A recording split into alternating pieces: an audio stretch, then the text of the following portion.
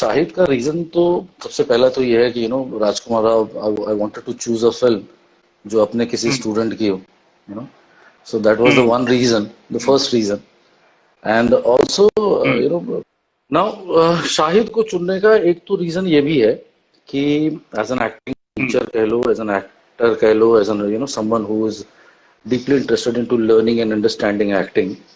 के हिसाब से मुझे शाहिद बहुत एप्ट फिल्म लगती है, something that we can talk about and something which can be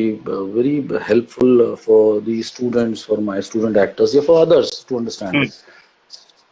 अब शाहिद पर्टिकुलरली इसलिए, हालांकि कई बार शुरू में लोगों को ये भी लगा कि because he got a national award for that film and people thought कि इट्स वेरी सून, बड़ी जल्दी मिल गया and maybe it was not his best performance and the best was yet to come and all that stuff was there. But मुझे ऐसा personally लगता है कि शाहिद जो है वो बहुत ही डिजर्विंग है in terms of his getting a national award and very fine performance. अगर हम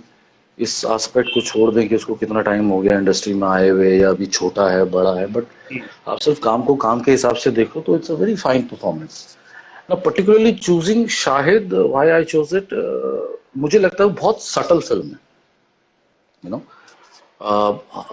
right from the director Hansal ji से लेकर and to the entire cast that has worked in the film. For me, क्योंकि ये एक real life character के ऊपर है और उसकी कहानी बड़ी सेंसेशनल कहानी थी. It was all over in the news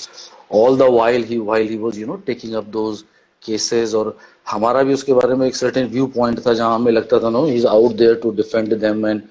एक सर्टेन उसको लेके जिस तरह से मीडिया रख रहा था till the time he was shot down. तो एक ऐसा सब्जेक्ट जो बड़ा रेडिकलिटी से कनेक्टेड है, जिसमें सेंसेशन बहुत ज्यादा है, जिसमें न्यूज में बहुत ज्यादा वो हावी रहा है, उस पर एक ऐसी फिल्म बनाना जो इतनी सटल है, जो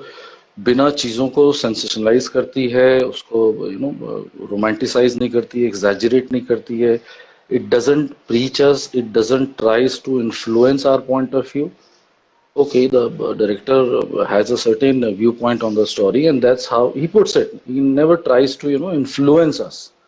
अगर हम सेंट्रल कैरेक्टर की बात करें, हम शाहिद की बात कर रहे हैं. अब शाहिद की अगर हम कहानी देखते हैं, एक तो होती है कि जो कहानी है और एक है नैरेटिव.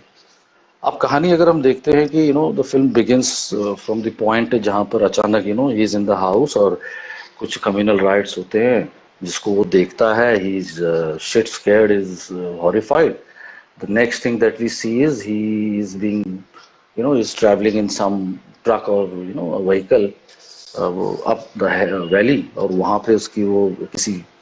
टेररिस्ट कैंप में जो है ट्रेनिंग शुरू हो जाती है. And then he comes back and then आगे वो कहानी होती है. But see the thing is, मुझे लगता है जो प्राइमरीली जो सीड है इस कैरेक्टर का, वो ये है कि भले ही हम उसे फिल्म में नहीं देखते हैं या वो दिखाया नहीं गया है जानबूझ के, बट उस लड़के के दिमाग में कहीं ना कहीं जिस तरह से वो एक्सपोज होगा अपनी रियलिटी में, अपने ग्रोइंग अप ईयर्स में, जिस तरह के लोगों से मिलता होगा, एक जो कम्युनल जो डिस्क्रिमिनेशन है उसको लेके उसका एक थॉट प्रोसेस होगा पहले से, जिसको एवेंज करने के लिए ही शायद उसको इमीडिएटली किसी ने बरगलाया या उसे लगा कि ये तरीका है, अब बहुत हो गया क्योंकि हमारे बेगुनाह लोगों पे ये हो रहा है. नहीं गोज जो बताया नहीं है बट वो बहुत सटल है क्योंकि वो एवेंज करना चाहता है, वहां गया, बट कहीं ना कहीं उसका जो रास्ता है वो वायलेंस नहीं है, उसमें अग्रेशन नहीं है, जिसको बड़े छोटे छोटे तरीकों से उन्होंने वहां बताया है. When he reaches over there, the way he is participating in the entire जो कैंप है, उसमें छोटी छोटी चीजें आप देखो, उसकी जो बॉडी लैंग्वेज है, स्पाइन है, as if he is finding himself lost over there. That's not his voice, है ना. मतलब वो करना तो चाहता है, जो गलत हो रहा है उसके खिलाफ कुछ करना चाहता है, पर ये उसका शायद एक्सप्रेशन नहीं है, जिसका छोटा छोटा बिल्टअप है. कहीं वो ड्रिल कर रहा है तो पैशन नहीं है, तो ही इज नॉट अपनी लिमिट से जाके फाइट नहीं कर रहा है, बीच में ड्रिल छोड़ देता है, देन इट्स हर्टिंग. फायर कर रहा है तो उसके बाजू में जो फायर कर रहा है उसकी जो फ्रीक्वेंसी है फायरिंग की, उसमें एक सर्टेन एक अग्रेशन है, and he doesn't have that. तो वो ऐसी छोटी छोटी चीजें दिखाई दे रही हैं, लग जा रहा है, बैठ जा रहा है, तो वो छोटी छोटी चीजों से पता चल रहा है कि he is there but not really there.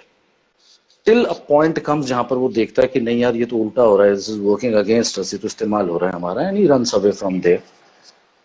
But इस सारी चीजों में कहीं हम उसका अग्रेशन नहीं देखते हैं, वायलेंस नहीं देखते हैं, छोटी छोटी चीजें हैं, वहां से वो भाग के यहाँ आता है,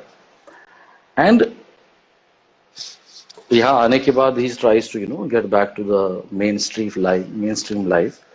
और फिर उसके बाद उसको पुलिस पकड़ लेती है, और उस पकड़ने में भी अब सी एक ऑडियंस होने के नाते मुझे ये लगता है कि पहली बात तो अगर वो कैरेक्टर वहां गया कश्मीर, तो जाहिर है he was in touch with certain radical element जिन्होंने उनको हेल्प किया, बरगलाया, तो he must be knowing them, जिसके बारे में हम नहीं देखते हैं कि वो आने के बाद कुछ पुलिस को बताता है या हेल्प करता है, राइट। वहां भी वो गया होगा तो वहां भी कुछ चीजों से एक्सपोज हुआ होगा, कुछ उनकी प्लानिंग या कुछ वहां के लीडर्स, कुछ तो पता होगा, जिसको हम अगेन देखते हैं कि फिल्म में जब उससे पूछा भी जाता है तो all that he says is कि मैंने कुछ नहीं किया है। एंड फाइनली वी सी कि देयर कम्स अ पॉइंट जहां पर पुलिस वाला उससे कुछ लिखवा लेता है, तो वी कैन अज्यूम कि ही मस्ट हैव एक्सेप्टेड कि he was associated with the whole process. पर अगर हम देखें कि उसने आने के बाद ये नहीं किया कि वो पुलिस को हेल्प करे और बताए कि नहीं वो लोग ऐसा कर रहे हैं और इस जगह पर हम थे और ये तमाम लोग थे और ये उनकी कुछ बेसिक प्लानिंग थी, ये सब कुछ नहीं बताया। All that he does is कि उस पॉइंट ऑफ टाइम पे he realizes कि what he was stepping into was a mistake and I should get back to my life as soon as possible। फिर जब वो जेल में जहां prison में रहना शुरू होता है, वहां पे जो उसकी जो एनकाउंटर है विद केके's कैरेक्टर, एंड वो केके एक लाइन बोलता है ना कि if you have to change the system you got to be in the system. तो वो कहीं उसके सिस्टम में बात आती है and how he is helped over there and then he start studying. अब मुझे लगता है कि पूरा इंडियन जुडिशियल सिस्टम में जो उसका जो विश्वास आता है वो इसी वजह से आता है कि फाइनली ही गेट्स एक्विटेड। अब मैं ये सारी चीजें जो बता रहा हूँ प्रतीक, ये कहीं हाईलाइट नहीं की गई हैं अलग से फिल्म में, but that is the through line which is going all the while without actually highlighting it या उसको अंडरलाइन किए। जब मैंने पहली बार ये फिल्म देखी थी तो जो जो ये गिव एंड टेक था specially in the court room scenes, it was so natural and so bang on कि मैं खुद बड़ा इम्प्रेस हुआ था। और इंसिडेंटली उसके बाद after he did that film he had once come to creating characters. यहाँ आया था, there was a small function जैसा था जहाँ स्टूडेंट्स से उसने बात भी की थी, shared his experience and that's what he said. And मेरा भी अंदाजा वो था, देख के लग रहा था, he said most of the court room scene specially with Vipin ji वाला जो था, that was a lot of improvisation. मतलब हम we did not stick to text and Hansal ji ने वो लिबर्टी दी हुई थी कि we had the basic outline, the structure of the scene, पर वो कैसे प्रोसीड होगा, कैसे वो आगे बढ़ेगा, वो पूरा उस टाइम पे हुआ है। So that makes it all the more interesting for actors, but at the same time the actors have to be very powerful actors to be do that। तो वो कमाल उस चीज का ही है कि अगर कई बार होता है ना कि शब्दों की बंदिश रहती है तो उसमें फिर भी एक्टर कहीं ना कहीं फंसता है। बट फॉर तीसरा अगर आप देखो उस सीन में ओवरलैपिंग बहुत ज्यादा है, बहुत ज्यादा ओवरलैपिंग है। एंड विपिन उसमें मुझे जो सबसे करेक्ट लगा वो ये लगा कि दोनों ने जो सुर पकड़ा हुआ था वो बहुत करेक्ट था। विपिन जी ने तो कमाल का जो है सुर पकड़ा हुआ था। He was how do I tell it, usually आप नहीं देखते हो, आप ऐसा देखते हो कि their egos attached to the case, they have to prove something, but यहाँ पे ये एक आदमी है जो बहस तो पूरे जोश के साथ कर रहा है, but he is not at all attached to any of the case, क्योंकि सारी जिंदगी यही किया है।